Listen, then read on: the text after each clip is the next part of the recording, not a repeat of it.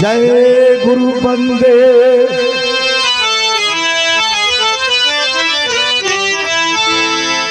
जय गुरु बंदे सदगुरु स्वामी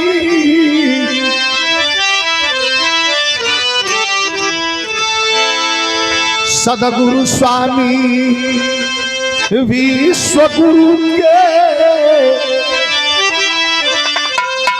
सदा झुकाई माथ अरे दुखियन पर दया करी जय जय दीनानाथ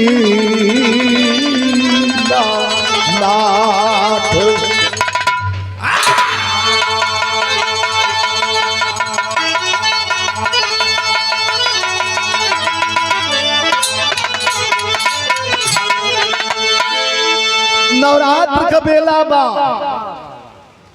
तनी माई के 4 लाइन श्लोक यह वंदना मनी है 4 लाइन माई बदे माई विंध्यवासिनी के चरण में ही 4 लाइन बा। हम लोगों के आराध्य पूज्य देवी भी हैं। कितना बढ़िया शायर लिखता है 4 लाइन श्लोक माई के चरण में।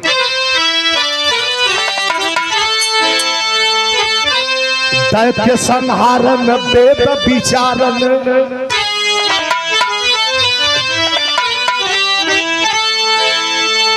दैत्य संहारन वेद विचारन और दुष्टन को तुम ही पलती हो अरे कर त्रिशूल लिए धनु बाण और सिंह चढ़े रण में लड़ती हो तो फिर बाघ बूढ़ा किसी नहरा कि ध्यान धरे शिव को जपती हो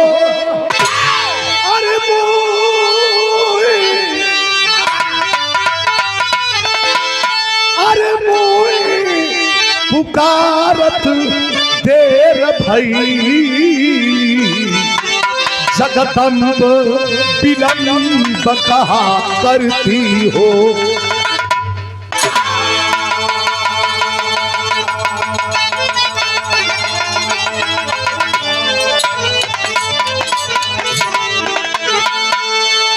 श्लोक से माई की आराधना की पूर्ति हो गई। अब 4 लाइन सदगुरु भजन। कौन गुरु है और कौन सदगुरु है? विद्वानों का मानना है कि अंधकार से प्रकाश की ओर लाने वाला गुरु तो जो अंधकार में प्रकाश भर दे वह सदगुरु। एगो भोजपुरी का तर्जमा है और बड़ी सुंदर तर्ज का खूबसूरती फुहर कम से ना होला। कितना बढ़िया शायर लिखा है। तनी लय बनाला मास्टर।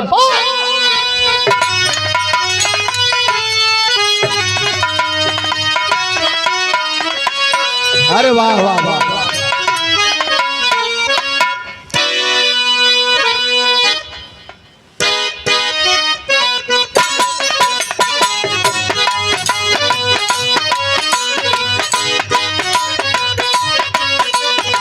वाह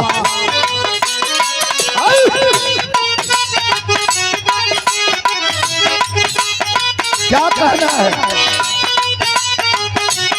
जय हो जय हो जय हो।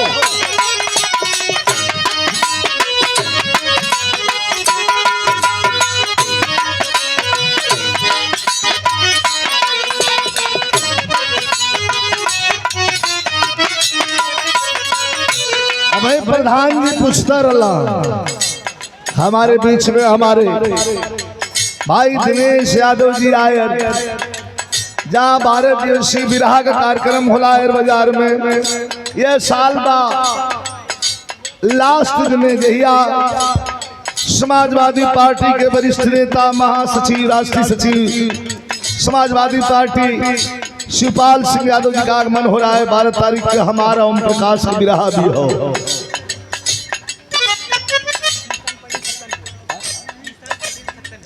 और कृष्ण कुमार किशन पटेल सत्तनपुर।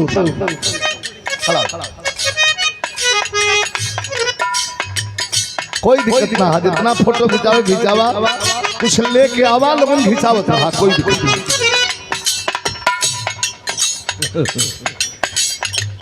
तनी स्वामी जी के चरण में चले के कोई लाइन। अरे दैता दैता सक्सेसगढ़ आश्रम मलगलानंद महाराज के चरण में, विश्व गुरु स्वामी के चरण में। अरे दैता दैता, अरे हाँ दैता दैता चरनिया स्वामी। अरे दैता दैता चरनिया स्वामी।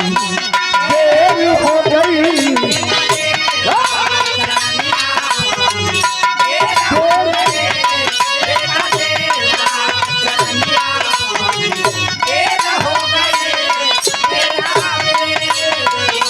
अरे जो है अखिया तरस भी अबेर हो गई, तरस भी अबेर हो गई।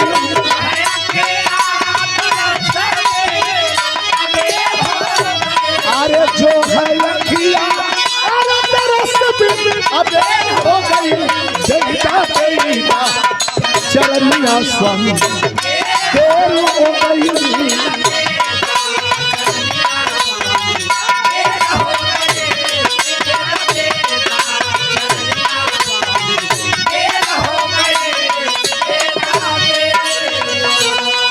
सदगुरु भजन है। एक तर्ज बड़ी सुंदर है, एक लाइन आनंद ले ले। खूबसूरती कहाँ बा भादो के रात, दोंगा का दुल्हन पहले गौना दोंगा हो। आजा आजा भादो का रात, दोंगा का दुल्हन एक कोठरी में, दोनों एक जगह सुतल हुए। सबेर जब भयल है लोक लाज, कितनी लोक लाज है, बोला मत हो।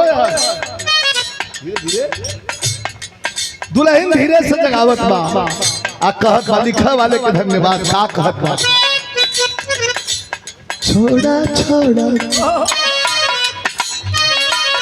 छोड़ा छोड़ा कलैया सैया। अरे छोड़ा छोड़ा कलैया सैया। और हो गई छोड़ा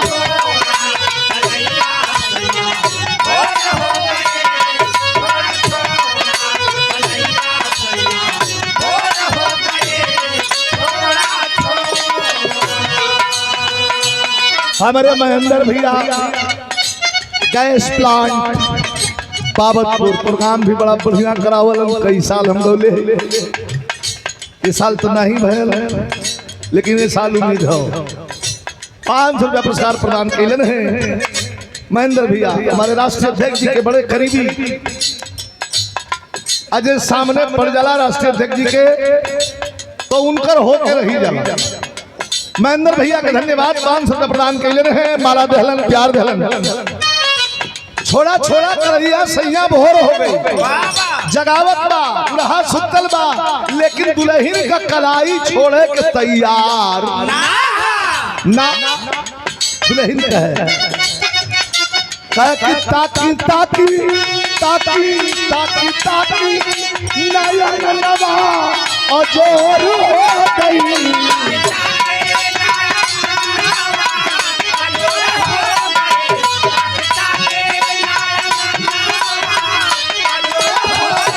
अरे ताकी ताकी ना, अरे अजोर हो गई। छोड़ा छोड़ा कलैया, अरे हो गई।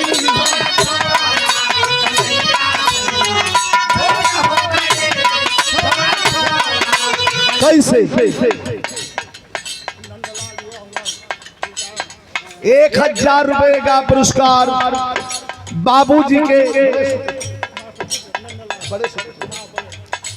बाबूजी के बड़े सुपुत्र जो मिलिट्री से मेजर पद से रिटायर्ड होकर फिर रेलवे में कार्यरत हैं, आदरणीय श्री नंदलाल यादव जी के द्वारा 1000 रुपए का पुरस्कार देकर के मर्तबा बढ़ाया गया। महोदय को प्रणाम करता हूं। लेकिन लाइन हमारा बाबा नाम रटत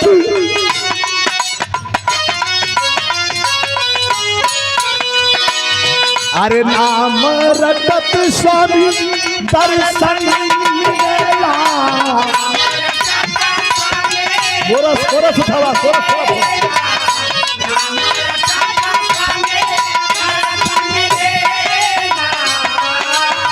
अरे भाव के सगरला से हई जुआ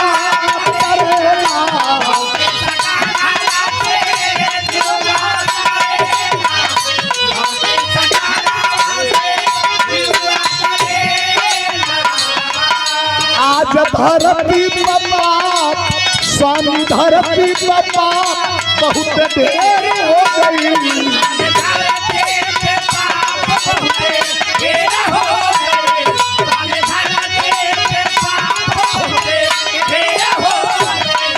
स्वामी धरती बहुत देर हो गई। जनता गई जरनिया स्वामी देर हो गई।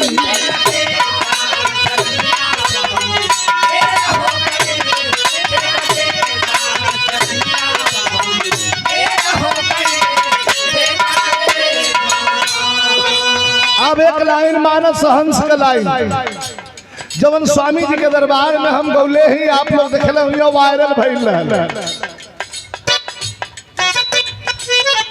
कौनो गीत जोखड़ई लफंगई एक वायरल भइल बड़ी बात ना हो। ई भक्ति भजन हो। सरकार बैठल हूँ हम नीचे उतर के गावत है। आई यह लाइन गावत वाली प्रधान से लेके और राष्ट्रपति तक की लाइन छू के निकल जाई। प्यारेलाल कवि लिखत हुआ कैसे अरे सत से ही सत्ता डोले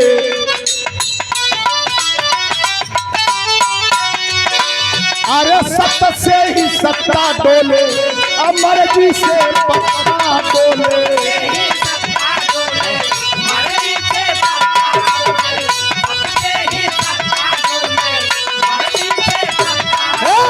अरे सत्ता से ही सत्ता डोले मर्जी से पत्ता डोले।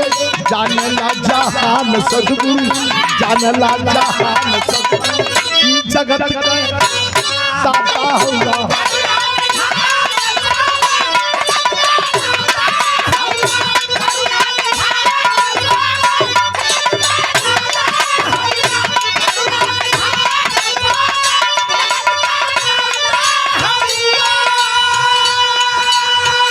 एक लाइन आखिरी लाइन प्रेम क्या है इतना भैया जुटल मनी प्रेम है। मंगनू पहलवान कुशल व्यक्तित्व के धनी बच्चों को पढ़ा लिखा करके कहां खड़ा कर दिए।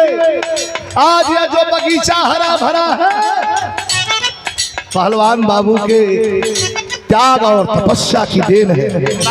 प्रेम क्या है दुर्योधन बुला रहा था सदगुरु जा रहे थे लेकिन एक गरीब आदमी का प्रेम अपने कुटिया की ओर खींच रहा था। वो कौन था?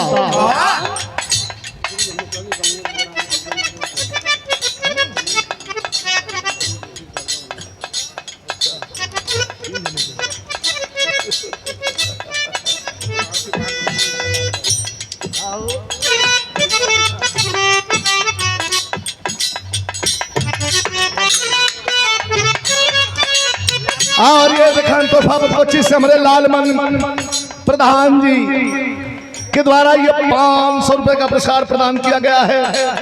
प्रणाम करता हूं भैया की सेवा से बात धन्यवाद। लाइन बड़ी सुंदर आखिरी लाइन बा भजन का।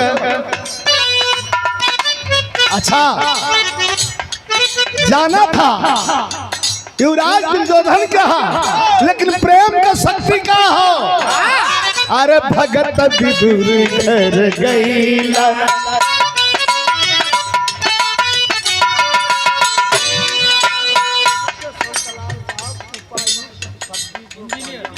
इंजीनियर साहब संतलाल साहब राखी नेवादा लच्छीपुर से, इंजीनियर साहब भजन के भाव पर पुरस्कार 500 रुपया इंजीनियर साहब लेके ये लाइन पर जात पात भेद भाव छुआछूत सामंतवादियों ने बांट दिया देश को। भजनिया पूरा हो जाए, भजन के प्रमुख था, भजन पूरा हो जाए। जात पात भेदभाव छुआछूत कर देश को सामंतियों ने बांट दिया। नहीं तो मैं आपसे जानना चाहता हूं, आप मेरे मालिक हैं, बता दीजिए क्या बनवासी राम और लक्ष्मण के समय में जात पात भेदभाव था? वो भिलनी कौन थी जिसने बेर तोड़ करके और चख चख करके दोनों भाइयों को खिलाना शुरू कर दी थी? विदुर के घर गए जब भगवान तो कभी कहते हैं, अरे भगत विदुर घर गईला, अरे भगत विदुर घर गईला, प्रेम से सगवे फैला।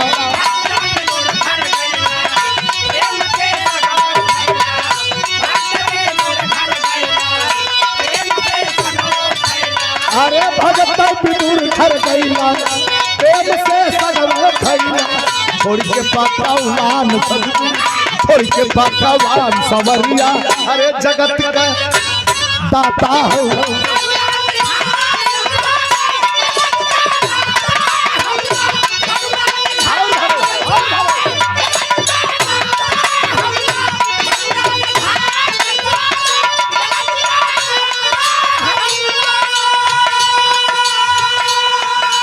लेकिन स्वामी बिहारी,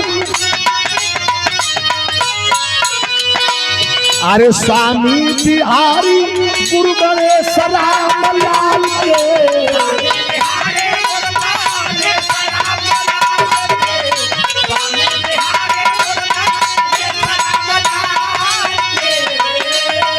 रामदेव चंद्रिका, रामदेव चंद्रिका अपचन प्यारे नाम के।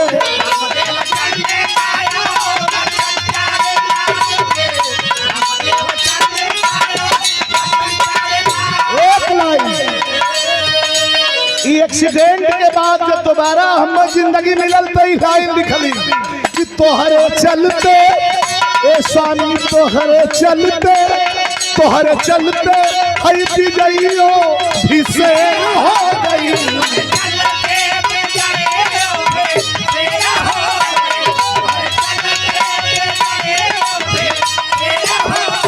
अरे तोहरे चलते, अरे विजइयो भी से हो गई कि दैता दैता चरनिया स्वामी,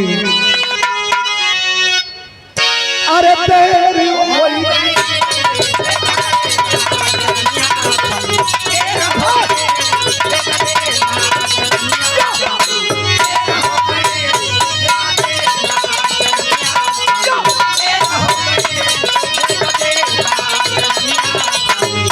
देर हो गई। 500 रुपए का पुरस्कार ये भजन के भाव पर हमारे छोटे भाई राजेश राजभर जी तोहफापुर कोची की धरती से भैया के बहुत बहुत धन्यवाद, नमस्कार, प्रणाम हो।